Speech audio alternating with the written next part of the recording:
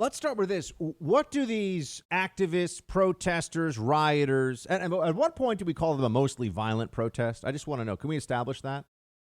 If they're injuring cops and trying to burn down federal buildings and using force and violence on the streets against law enforcement, when do they become a mostly violent protest? I think we've long since crossed that threshold. I just want to know if Democrats will admit that that's even possible. If you have 100 Antifa guys and 10 protesters with placards who were standing there at the start of the thing, is that still a mostly peaceful protest? Where is that calculation? Well, as we know, the whole thing is meant to be an excuse, a mitigation measure, if you will. Sound like Fauci now. A mitigation measure against the public really understanding what's going on here. Well, here, Portland and Seattle, completely left-wing dominated cities. You know, the cities are just turning into hellscapes right now. You don't want to be outside. There's crazy people attacking people. It's nuts. And people who can flee are fleeing a lot of major cities across the country, including New York, where I am. And I'm thinking about it all the time. And I'm not just joking about that. Lilith Sinclair is a Portland Antifa activist. I think you should hear what she says the goal of her movement is. I'm a believer in when radicals tell you what they think. When radicals tell you what they want to do, you should listen and take them seriously before you dismiss it out of hand, right? If that's what the facts lead you to do. Play clip 1.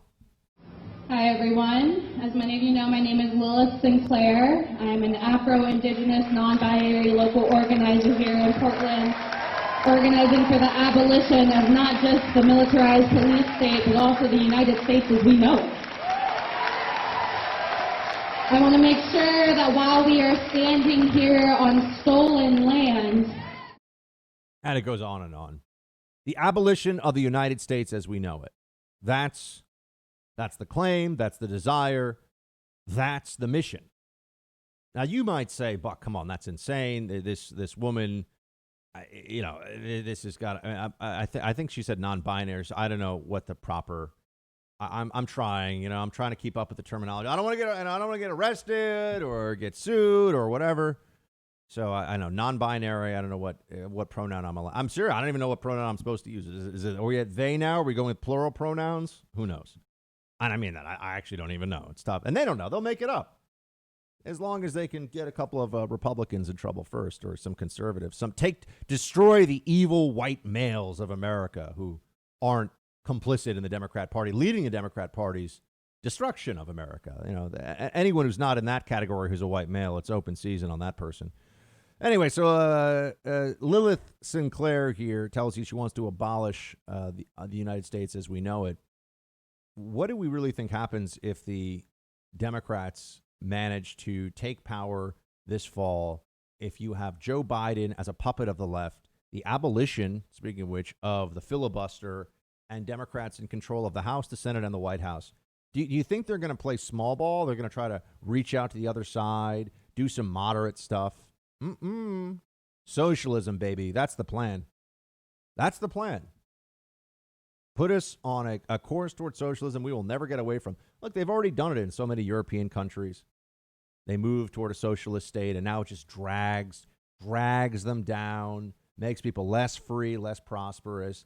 They've gone full socialist, as you know, in places like Venezuela, which has completely ruined it, and people are starving, and there are bread lines and massive violence all across the streets, and it's just it's a nightmare. Venezuela was a nice country with a high standard of living. Then they went socialist and ruined the whole thing. It's not a new story in that it's happened plenty of other times, plenty of other places. They are pretending to be outside the system. Remember, these activists who claim to be revolutionaries, they have the most powerful corporations in the world doing their bidding right now. Everything from Facebook to Amazon to you name it, Google, all of them. They have the assistance of the most powerful companies in the world. They have Hollywood. They have academia. They have, unfortunately, much of the scientific and research community that has also been brainwashed because of all their time on campus alongside them. And they have the entire apparatus of the Democrat Party. They have the teachers' unions. They have the American Bar Association. Why do we think that they won't be able to get their way?